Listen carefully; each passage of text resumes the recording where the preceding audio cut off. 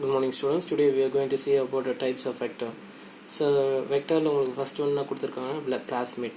So plasmid are extrachromosomal self-replicating double-stranded circular DNA molecules.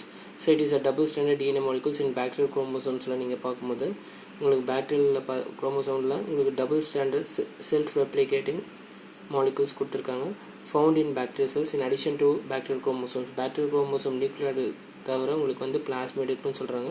இந்த plasmidல உங்களுக்கு என்ன genetic informations இருக்கும் for their own replications. உங்களுக்கு அந்த replication பண்ணக்கூடிய ORI region இருக்குன்னு சொல்லிருக்காங்க. Okay, so it is a extrachromosomal double stranded DNA molecule other than the bacterial chromosome is called as plasmid.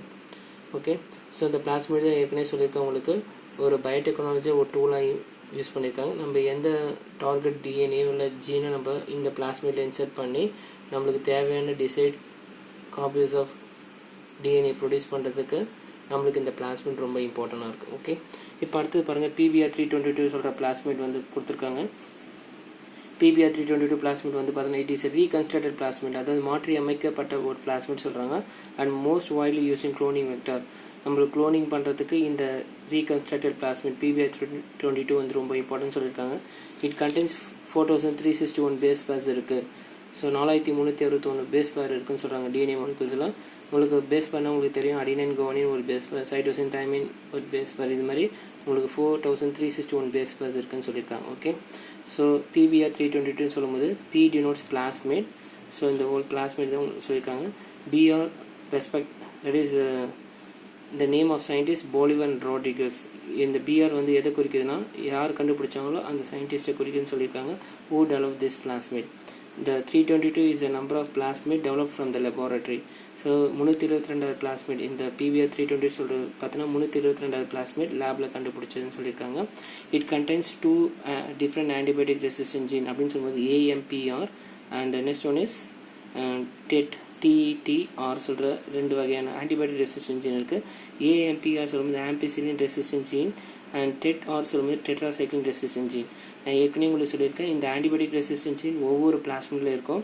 இந்த ஆன்டிபயோட்டிக் ரெசிஸ்டன்ட் ஜீன் இருந்தால் தான் பாக்டீரியோட வளர்ச்சி ஏற்படும், பாக்டீரியல் க்ரோத் இருக்கும். இல்லைன்னா உங்களுக்கு பாக்டீரியல் க்ரோத் இருக்காது. ஓகே, அது மட்டும் இல்லாமல் உங்களுக்கு recognition sites for several restriction enzymes, நிறைய ரெஸ்ட்ரிக்ஷன் என்சைம்ஸ் இருக்குது. Okay, that is ECORI, IN3, BAMHI, SALI, PVU2, PST1 and CLA1. இது மாதிரி உங்களுக்கு நிறைய recognition sites of restriction enzymes இருக்குது. ஃபார் எக்ஸாம்பிள், எனக்கு இந்த ரெஸ்ட்ரிக்ஷன் என்சைம்ஸ் BAM இந்த இடத்துல எனக்கு வேணும்னா எனக்கு தேவையான டார்கெட் சைட்டை இன்சர்ட் பண்ணுறதுக்கு இந்த BAMHI என்ன பண்ணனா குறிப்பிட்ட பேஸ் பேரை கட் பண்ணி எடுத்துரும். இந்த BAMHI என்ன சொல்லணும், குறிப்பிட்ட பேஸ் பேரை கட் பண்ணி எடுத்துட்டு நான் தேவையான ரெஸ்ட்ரிக்ஷன் என்சைம்ஸை தேவையான டார்கெட் சைட்ஸை நம்ம இதில் இன்சர்ட் பண்ணிடலாம். அது மாதிரி ஒவ்வொரு என்சைம்ஸும் வந்து பார்த்தீங்கன்னா குறிப்பிட்ட பேஸ் பேரை கட் பண்ணி எடுக்கும். நம்மளுக்கு தேவையான ஜீனை இன்சர்ட் பண்ணுறதுக்கு இந்த recognition sites for several restriction enzymes is present in PBr322. Okay, அது மட்டும் இல்லாமல் உங்களுக்கு ORI சொல்கிற ஆரிஜின் ஆஃப் ரெப்ளிகேஷன் சொல்கிற ஜீன் இருக்குது. அது இன்னும் பார்த்தீங்கன்னா உங்களுக்கு 2 ஆன்டிபயோட்டிக் ரெசிஸ்டன்ட் ஜீன் இருக்குன்னு சொல்லியிருக்காங்க. ஓகே, ஸோ ROP சொல்கிற கோட் ஃபார் ப்ரோட்டீன்ஸ் சொல்கிற ரீஜன் உங்களுக்கு இருக்குது, which is involved in replication of the plasmid. Plasmid replicationக்கு உங்களுக்கு இந்த ROP code for the protein சொல்கிற region இருக்குன்னு சொல்லியிருக்காங்க.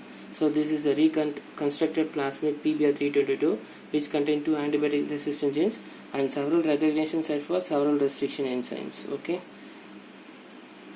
that is developed by Bolivar and Rodriguez.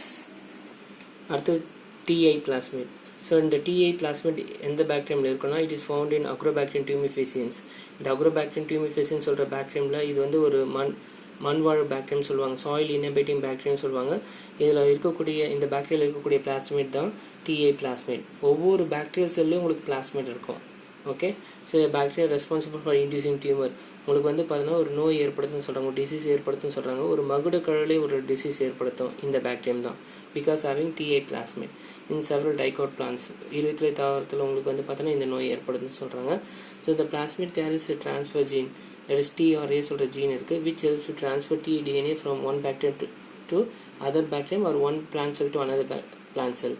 இந்த tDNA சொல்கிற பார்த்தீங்கன்னா உங்களுக்கு ஜீன் வந்து ட்ராஜீன் சொல்ல மூலமாக ஒரு செல்லேருந்து இன்னொரு செல்லில் நம்மளுக்கு தேவையான டிசைர் கேரக்டர்ஸை ட்ரான்ஸ்ஃபர் பண்ணணும்னு சொல்லியிருக்காங்க.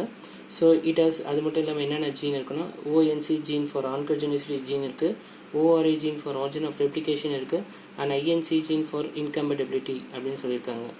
Okay, so this are the 3 genes which is present tumor inducing plasmid. tDNA of TA plasmid is stably integrated with the plant DNA. இப்போ உங்களுக்கு இது டீட்டெயிலாக சொல்கிறேன், ஒரு நிமிஷம் கவனிச்சுட்டு வாங்க. ஃபார் எக்ஸாம்பிள் நான் ஏற்கனவே சொன்னது Agrobacterium tumefaciens is the soil inhabiting bacterium, soil மண்ணில் வாழக்கூடிய பாக்டீரியம் சொன்னேன். இப்போ ஃபார் எக்ஸாம்பிள் நான் இங்கே பாருங்கள் டியூமர் இன்டியூசிங் பண்ணுற பிளாஸ்மிட் TA பிளாஸ்மிட் கொடுத்துருக்காங்க.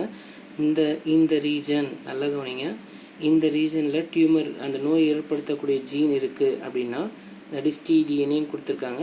ஒரு குறிப்பிட்ட செக்மெண்ட்டில் தான் இந்த tDNAவில் தான் இந்த குறிப்பிட்ட செக்மெண்ட்டில் இந்த டியூமர் இன்டியூசிங் பண்ணுற ஜீன் இருக்கும். அந்த ஜீனு தேவையில்லாத ஜீன், நோய் ஏற்படுத்தக்கூடிய ஜீனை ரெஸ்ட்ரிக்ஷன் என்சைம் வச்சு கட் பண்ணி எடுத்துட்டீங்க. அப்போது என்ன பண்ணுறீங்க பாருங்கள், insertion of gene into the plasmid using restriction enzyme DNA ligase. இதுக்கு முன்னாடி நான் ஏற்கனவே ஒரு ஜீனை டிசீஸ் ஏற்படுத்தக்கூடிய ஜீனை கட் பண்ணி எடுத்துட்டேன் ரெஸ்ட்ரிக்ஷன் என்சைம்ஸ் மூலமாக. தேவையில்லை ஜீனை நம்ம இன்சர்ட் பண்ணுறோம். DNA contain gene of desired characters. எனக்கு இந்த இடத்துல கட் பண்ண இடத்துல எனக்கு தேவையுள்ள பண்பு நோய் எதிர்ப்பு தன்மையை உள்ள ஜீன் வச்சுங்க, அந்த ஜீன் எடுத்து நான் இன்சர்ட் பண்ணுறேன். அதான் insertion of gene into plasmid using restriction enzyme DNA ligase. அப்போ இந்த ஜீன் எடுத்து நான் லைகேஸ் என்சைம் மூலம் ஜாயின் பண்ணிட்டேன். இதுக்கு முன்னாடி நோய் ஏற்படுத்தக்கூடிய ஜீனை ரிமூவ் பண்ணிட்டேன். ஓகே, டிசைட் கேரக்டர்ஸ் உள்ள ஜீனை இன்சர்ட் பண்ணிட்டேன் லைகேஸ் என்சைம் மூலம். அதான் ரீகாம்பினன்ட் TA பிளாஸ்மிட். ஓகே, மாற்றி அமைக்கப்பட்ட TA பிளாஸ்மிட். அப்போ இந்த பிளாஸ்மிடு இந்த ஜீனை இது இருக்குங்க, இந்த ஜீனை tDNA carrying new genes within plant chromosomes. அப்போ tDNA வந்து பார்த்தோன்னா carrying new genes with plant chromosomes. இந்த ஜீன் எடுத்து நான் பிளான்ட் செல்லை இன்ட்ரோடியூஸ் பண்ணிவிட்டு இப்போ உங்களுக்கு வந்து கல்ச்சர் பண்ணுறேன். இந்த plant cells are grown in culture பண்ணும்பொழுது அங்கே உற்பத்தி பண்ணக்கூடிய பிளான்ட், அந்த பிளான்ஸ் உற்பத்தி ஆகுதுல, அந்த பிளான்ஸ் வந்து பார்த்தீங்கன்னா plants with new traits, plants with new characters. அப்போ எந்த ஜீனை நான் இன்சர்ட் பண்ணணும், எந்த ஜீன் நோய் எதிர்ப்பு தன்மை உள்ள ஜீனை இன்சர்ட் பண்ணணும்னு சொல்லியிருக்கேன். அப்போ அந்த ஜீன் வந்து பார்த்தீங்கன்னா அந்த பிளான்ட் வந்து பார்த்தீங்கன்னா எந்த பாதிப்பும் இருக்காது. அப்போ நியூ கேரக்டர்ஸ் உள்ள ஜீனை இன்சர்ட் பண்ணியிருக்கேன். அப்போ tDNA carrying new genes within a plant chromosomes. அதை கல்ச்சர் பண்ணி அந்த உற்பத்தியான பிளான்ஸ் வந்து எந்த பாதிப்பும் இருக்காது. ஏன்னா already I remove the tumour inducing gene grown call this. அதாவது பார்த்தீங்கன்னா டியூமர் ஏற்படுத்தக்கூடிய ஜீன் ரிமூவ் பண்ணனால எனக்கு தேவையான ஜீனை இன்சர்ட் பண்ணிவிட்டு உண்டான பிளான்ட் வந்து பார்த்தீங்கன்னா desirable characters, new characters of ஜீனை ப்ரொடியூஸ் பண்ணுறேன். So this is one of the important method by that is TA plasmid. Okay, so agrobacterium plasmids have been used for introduction of genes of desirable traits into plants. நம்மளுக்கு தேவையான desirable traits of trades உள்ள ஜீனை introduce பண்ணி ஒரு plant செல்லை introduce பண்ணி அது culture பண்ணி ஒரு ப்ரொடியூஸ் பண்ண பிளான்ட் வந்து பார்த்தீங்கன்னா உங்களுக்கு நோய் ஏற்படுத்தக்கூடிய இல்லாத தாவரங்களாக இருக்குன்னு சொல்லியிருக்காங்க. Okay, so this is most important. Agrobacterium tumefaciens one of the most important bacterium use in genetic engineering. Okay, டூலாக யூஸ் பண்ணுறாங்க இந்த பாக்டீரியம் தான். ஓகே, நம்மளுக்கு தேவையான ஜீனை வந்து எடுத்துகிட்டு தேவையான ஒரு ஜீனை இன்சர்ட் பண்ணி ஒரு பிளான்ட் செல் கல்ச்சர் பண்ணி அதிகமான நோய் இல்லாத தாவரங்களை ப்ரொடியூஸ் பண்ணுறதுக்கு இந்த டியூமர் இன்டியூசிங் பிளாஸ்மிட் உள்ள அக்ரோபாக்டீரியமை பயன்படுத்துகிறாங்க. அடுத்தது competent host that is for transformation with recombinant DNA. இப்போ காம்பிடென்ட் ஹோஸ்ட்னா பாருங்கள், ஏற்கனவே ஒரு நார்மல் ஜீன் இருக்குது, நார்மல் ஜீன் ஆஃப் இன்ட்ரெஸ்ட் எடுத்துக்கிட்டேன், அது ஒரு பிளாஸ்மிட்குள்ளே இதை துண்டாக கட் பண்ணிட்டேன், ஃப்ராக்மெண்ட்ஸை கட் பண்ணிட்டேன், பிளாஸ்மிட் எடுத்துக்கிறேன். பிளாஸ்மிட் வந்து பார்த்தீங்கன்னா அதுவும் கட் பண்ணிவிட்டு ரெஸ்ட்ரிக்ஷன் என்சைம் வச்சு இப்போ ரெண்டுத்தையும் ஜாயின் பண்ணுறேன். ரெஸ்ட்ரிக்ஷன் என்சைம் வச்சு இந்த பிளாஸ்மிட் இந்த ஜீனை ஜாயின் பண்ணிட்டு RDNAன்னு சொல்லுவோம். ஓகே, ரெண்டுத்தையும் ஜாயின் பண்ணால் சொல்கிறோம் RDNA சொல்கிறோம். இந்த RDNAவை நம்ம ஒரு ஹோஸ்ட் செல்லில் ஒரு ஈக்குவலி பாக்டீரியம் செல்லில் இன்சர்ட் பண்ணுறோம். ஈக்குவலி பாக்டீரியம் தான் ஹோஸ்ட் செல். அப்போ இந்த செல்லை காம்பிட்டண்ட்டாக ஆக்கணும், ஒரு ஏற்புடையதாக ஆக்கணும். இந்த RDNA உள்ளே நுழைக்கிறதுக்கு இந்த ஈக்குவலி பாக்டீரியம் என்ன பண்ணணும், ஹோஸ்ட் செல்லை காம்பிட்டன்ட் ஏற்புடையதாக ஆக்கணும்னா என்னென்ன ப்ராசஸ் பண்ணணும், அதுதான் இந்த டாப்பிக்கை கொடுத்துருக்காங்க. So the propagation of RDNA molecules, இந்த RDNA இந்த செல்லுக்குள்ளே நுழைச்சி ஈக்குவலி செல்லுக்குள்ளே நுழைச்சி அதிகமாக மல்டிப்ளிகேஷன் பண்ணுறதுக்கு the propagation of recombinant DNA molecules must occur inside what? Living system, that is host.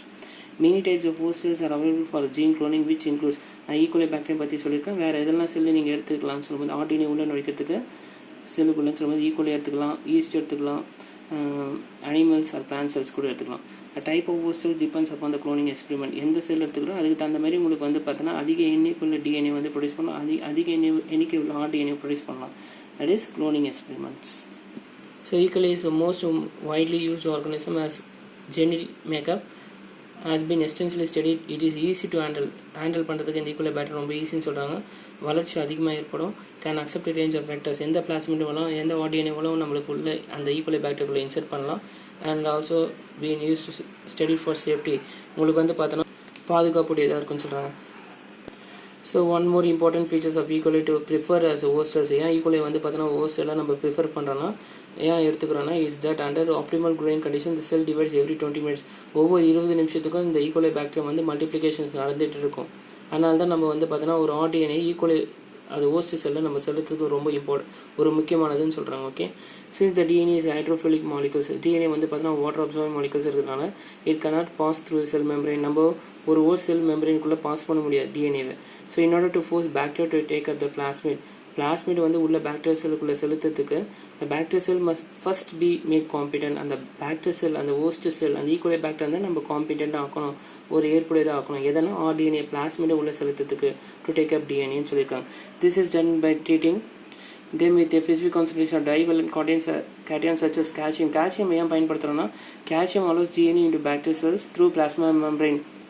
calcium allow பண்ணுன்னு சொல்கிறாங்க. DNA ஒரு DNA வந்து பார்த்தோன்னா பேக்டீரியா செல்களில் போகிறது கால்சியம் வந்து ரொம்ப இம்பார்ட்டன்ட் சொல்கிறாங்க. ஓகேவா?